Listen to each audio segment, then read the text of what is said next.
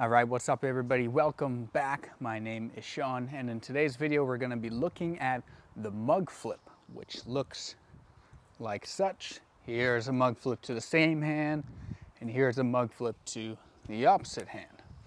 Now, if you haven't already checked out my previous videos on the flips in the pendulum swing and finding the float point, that is the ideal place to start, and that's going to set you up for success with everything to come. So let's get on to the mug flip. What is the mug flip? Basically, I'm coming up, thumb leading out of my hips, like such. Not literally sticking the thumb out, but if I were to point my thumb, it would be driving upwards. Once I reach this float point, my thumb's going to be in the middle of the handle, and I'm going 90 degrees out to the side. So I come up the float, hence the mug flip. We're holding the bell like a mug, and then I travel outwards like such. Now, what's really important for this flip is patience. And so this line of trajectory that we're drawing with the bell's path should not look like a curve. It should look like a 90-degree angle. Now, what happens when we start to flip the bell early? Again, we're going to see that the bell takes off. We only want to flip the handle. We don't need the bell to go with the handle. So if I flip early, you see how it travels out. This is a common occurrence when people learn the mug flip, because they're not waiting for that bell to come to that float point where, again, it is easiest to manipulate, and you're going to have the easiest time isolating movement of the handle versus the bell. So that's usually the first tip I like to give people. We're coming up, thumb up. We're going to wait until we're in this float point, and then we go 90 degrees to the side. I want to talk about thumb positioning, and then I'll give you some additional tips, and we'll look at how we can switch hands. So thumb positioning, as I travel up, make sure that your thumb's in the middle of the handle. This is going to give us the cleanest flip, where ideally that handle stays vertical like this, not like this, and starts to spin into more of like a helicopter, or starts to twist. So if your bell handle starts to twist awkwardly and gets crooked in the air, most likely it's because of your thumb positioning. Excuse the wind, it's a little bit of a moody day out today. It's beautiful though. So we're coming up.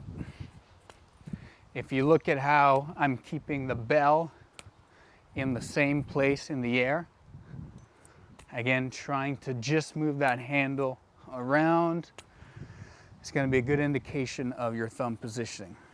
Now, another indication, if your handle is spinning crooked, it's most likely because your follow through, meaning the actual push out to the side, is going upwards or downwards. So if I come up to float and then I flick downwards or upwards, the handle is going to go accordingly. So once again, I come up, I wait till I hit that float point, and then I go 90 degrees to the side. Not upwards, not downwards, 90 degrees to the side. Again, looks like this. Again, the bell is close to me, so I have that extension of my arm to flip it. I'm not out here, and so I only have my wrists or fingers to flip. Now this is to the same hand, and to catch it, all we're doing is handshaking the bell. Now here's a cool tip that's really handy for all of the flips. As soon as you release it, I do not want you to pull your hand away, but I want you to keep it as close to the ball as possible.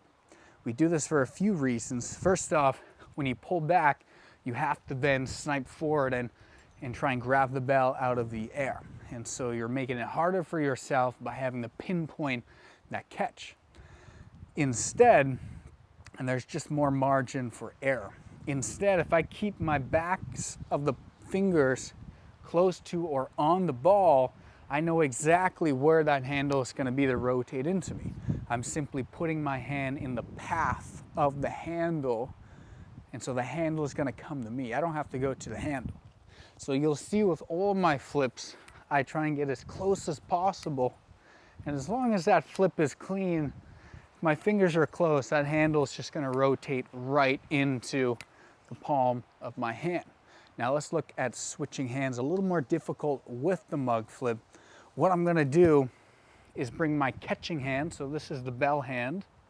I'm gonna bring my catching hand up and I'm gonna get as close as possible and create this W shape. This is gonna be a good option for catching the bell. I'm not catching like this. I'm not trying to scoop around and catch the handle as it's spinning inwards. I'm gonna open up and allow the bell to make contact with where my fingers meets the palm of my hand right here. And if I keep it close enough, again, I'm decreasing that gap between release and catch, and I'm simply putting my hand in the path of the handle. So that looks like this. You see? This ends up being more so like a 180-degree flip, almost like a half flip. But you'll see how close I am. My hand is as close as possible. It's not back here. A lot of times people will have this late hand that they'll have to then try and scope out the bell with.